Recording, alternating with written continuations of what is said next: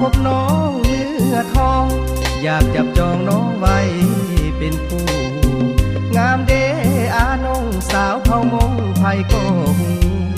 ปากสำเนียงเจ้าที่ลูเธออ้ายบ่หูยังน้องหักนา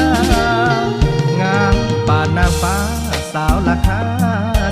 12งามกว่าสาวในเวียงทองสาวมงงามเพียบพร้อมทุกอย่าง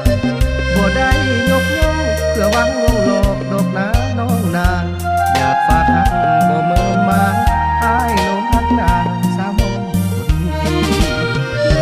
มาพบนางวันนี้อ้ายสุขใจแสนหากสาวมงตกลงเป็นแฟน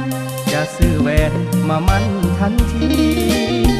จะสู่ขอน้องให้ถือคิดของประเพณีให้สมเกียรติศักดิ์ศรีสาวมงคนดีขอจงเห็นใจอายตั้งใจมาถึงราคา12ใจอ้ายนี้มาปองสาวมงเนื้อทองด้วยความอยากได้อ้ายปรารถนาอยากได้น้องมาเป็นผู้แนบกายหากตกลงกันได้สัวซีบสลายจะหักแต่นา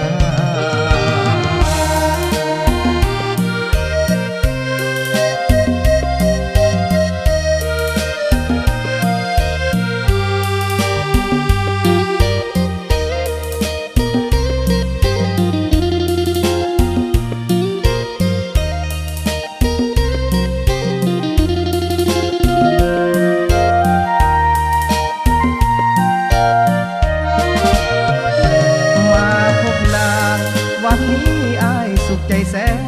หากสาวมงตกลงเป็นแฟนจะซื้อแหวนมามั่นทันทีจะสู่ขอน้องให้ถือคิดของประเพณีให้สมเกียรติศักดิ์ศรีสาวมงคนดีขอจงเห็นใจอ้ายตั้งใจมาถึงราคา12ใจอ้ายนี้หมายปองสาวมงเนื้อทองด้วยความอยากได้